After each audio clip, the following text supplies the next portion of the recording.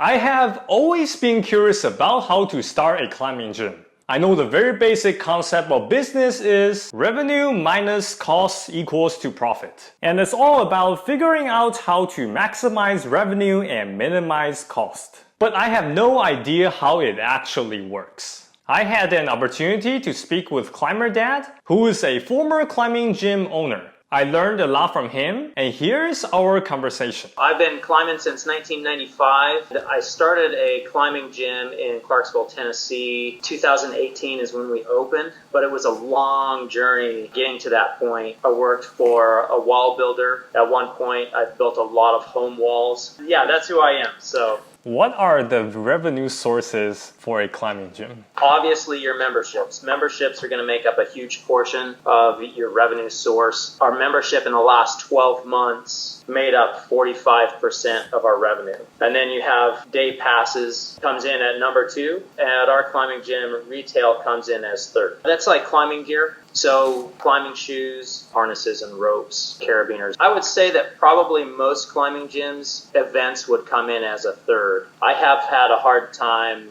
getting our events off of the ground. So I was actually really surprised at how well the rentals did for us. So that's something that I definitely overlooked and was pleasantly surprised at the outcome of that. What are the recurring costs for operating a climbing gym? This is something that's going to differ between every single gym. For us, our number one biggest expense is the building that we're in. And then employees, insurance, and taxes. The building is definitely number one. The other three kind of switch back and forth on what's more expensive.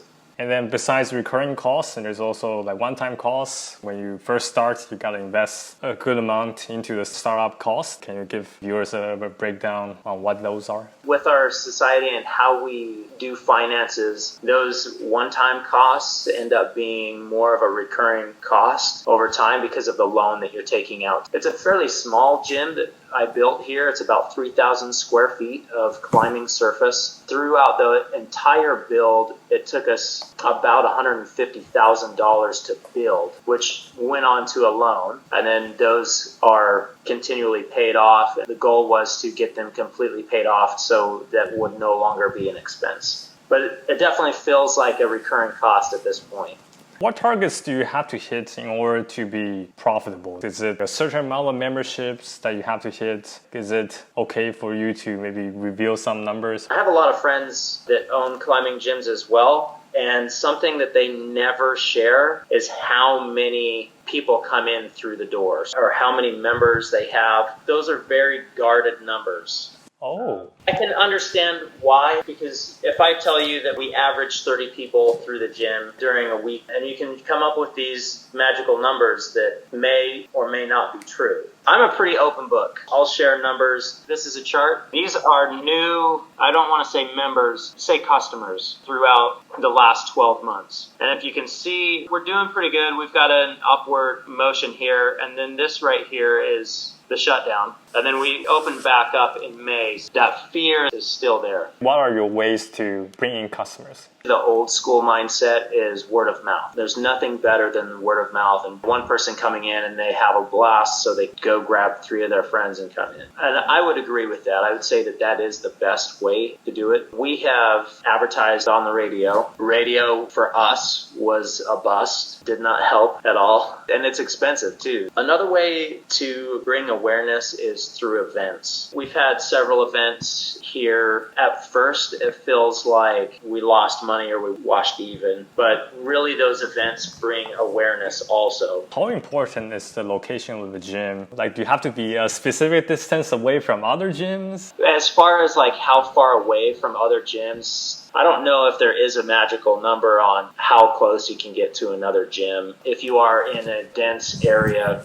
you just need to be unique. with your gym. Once you decide that you are going to open a climbing gym and that it's feasible in your area, the building is the most important thing that you need to get squared away. And some of the things that you may not think about in finding that space is the parking lot size. When you're looking at buildings, you're looking at the height, the square footage, and the layout of the building. That's super important as well. But people tend to forget about the parking lot sometimes. And if you do have a small parking lot, where is it acceptable for other people to park? That's one of the issues that we ran into. I thought we could get away with it because we have a side spot that people can park at, but it's not really marked off. And so out in front of the building, we have 9 spaces. So people drive by and there's 9 spaces. That's 8 climbers in the gym. And they think, oh, wow, they're packed. We'll just come back another time. And they never come in. Yet 8 climbers, that's empty. How did you actually discover this problem? I've experienced that myself, actually. So I've driven past the gym. I look at it, I'm like, oh, wow, we're packed. And we're not packed. Climbing gyms are not really a drive-by. They're a destination business. You don't necessarily need to have something on Main Street where it's nice and visible. You can have something that is a little bit off of the beaten path. Before you actually make the leap of faith and decide to start a gym at this location, what kind of research is usually being done? Look at the population that you're in. How many people live 5 miles away from your location, 10 miles, 20 miles? Is it going to be based on a rural area where people are more likely to drive a certain distance, or is it a city environment where people really don't want to drive very much? How much the median income in the area is? There's lots of things. We could probably talk for hours just about the things that you need to do for research. If it's not profitable operating a gym, how long would you keep it going before shutting it down and cut losses? I don't think that there's going to be an exact number. It has to do with cash flow. As a business owner, I think you need to, at minimum, look at your entire business and where that cash flow is going once a quarter. There's a really good book, Robert Kiyosaki, Rich Dad, Poor Dad. One of the things that he says is that the difference between a successful entrepreneur and someone that is not a successful entrepreneur is that a successful entrepreneur knows when to quit. You can really get into a lot of trouble by burying yourself trying to keep something alive, especially when it's a passion. This is definitely a passion of mine. Thanks for watching. Be sure to hit the like button if you learned something new from this video. Also, make sure to check out Climber Dad's channel as shown in the end screen. He has a lot of great videos on business related to climbing and building a home wall. See you in the next video.